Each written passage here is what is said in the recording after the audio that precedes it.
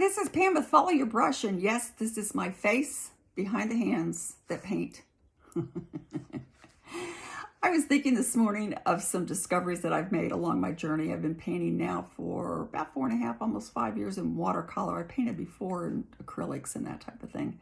But when I started watercolor, that's a whole new adventure.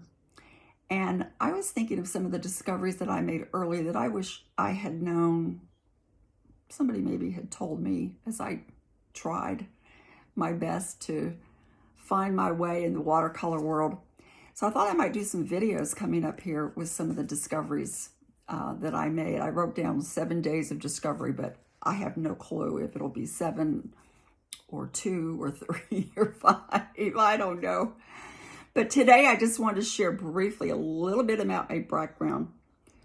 I had no clue when I started watercolor, as I just said.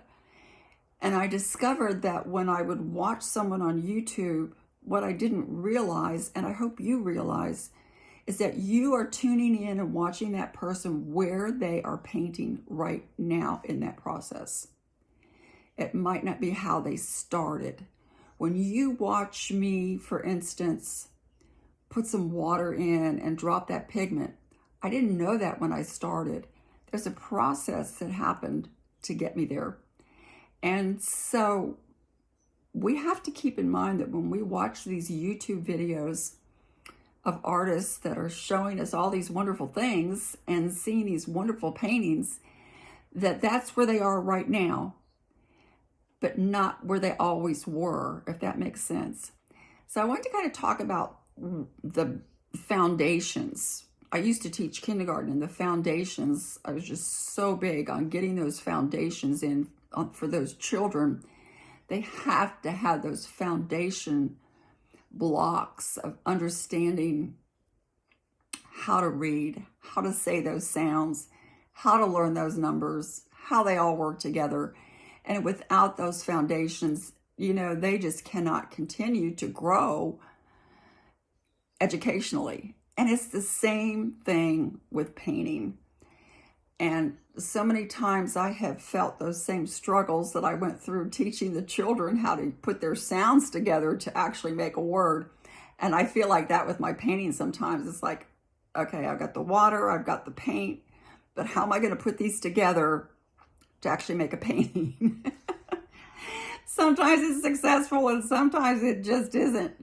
But I think sometimes we learn from what we did not do correctly, if that makes sense.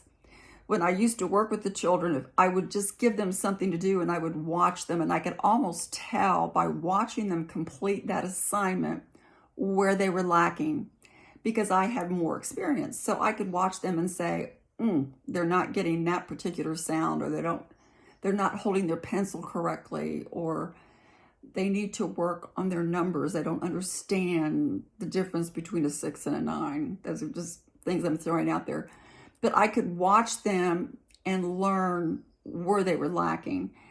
So some of that I have gone through with my own process. I have watched other people, tried to imitate what they do, try to paint the way they paint, and I just can't do it because I didn't have that foundation laid. So I kind of wanted to talk about some of the discoveries that I made as I began my journey into watercolor. I started with what I called memory paintings. I have a nephew who is an excellent painter. He's a very realistic painter, and he paints in oils and sells in galleries and across the country for thousands of dollars for even one painting. But he made a statement to me one time. He said, if you can see it in your mind, you can paint it. I never forgot that. So I had some memories of childhood. For some reason, I am blessed or cursed, I don't know what, with memories. I even remember things being in my crib. Don't ask me how, but I do. And my mother she's no longer alive, but she would verify that my memory was accurate, like pulling the wallpaper off the wall and watching it go up to the ceiling. Was not even 18 months old, but in my crib. But anyway, I have these memories of when I was a child, and I wanted to get them on paper because I wanted my children to be able to capture those. I wanted to capture those memories for my children so I could pass on those stories to them. One was walking with my daddy in the snow in the middle of a snowstorm when I was about 4 years old. So that was my first painting that I ever did without a reference photo. So I started painting without reference photos, just memories. I would sketch what I remembered in this picture I had in my mind, and then I would fill it in with watercolor. The more I painted, though, the lines began to disappear. As far as having to have them down, I began just to put down the water and let the paint flow. That's one reason I love watercolor. It just kind of paints by itself. And just watching that and what happens. Then I did find a mentor that kind of had the same kind of heartbeat I felt, and Angela Fair.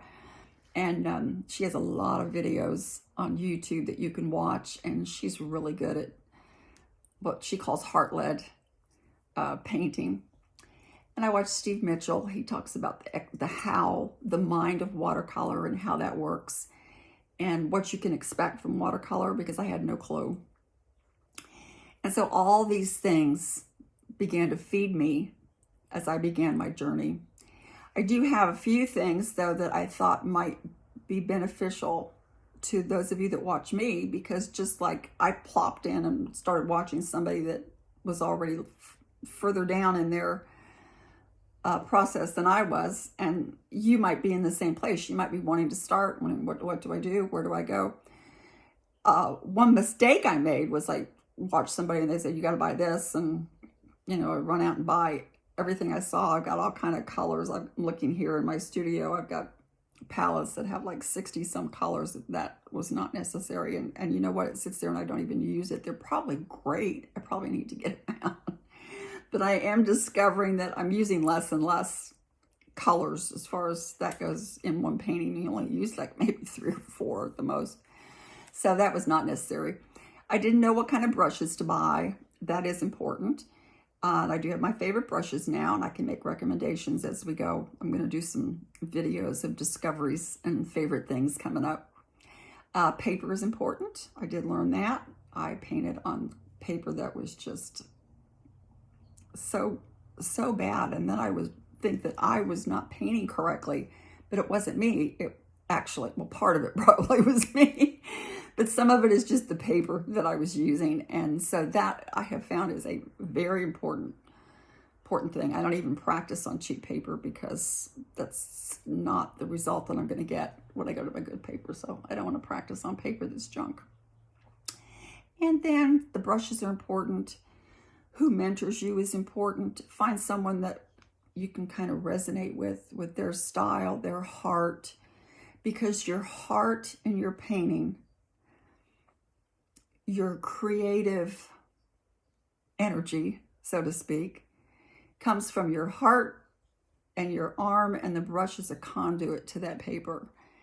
And that's one reason I call my my YouTube and my Facebook group Follow Your Brush, because I learned as I just followed my brush and let that watercolor and expression come through, that my heart came out on the paper, my feelings came out on the paper, my memories came out on the paper, and became to be a wonderful experience. And it's like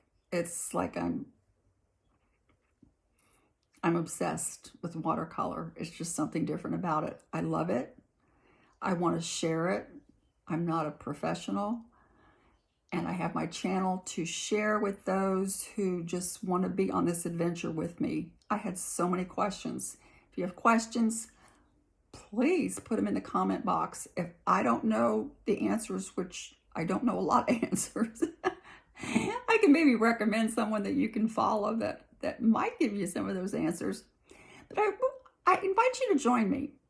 Like and subscribe if you want to. I'm not making any money off of this. I'm not monetized by YouTube. I'm not selling any products. I like to share. I like people. I like to share, and I like to talk, and I like to paint.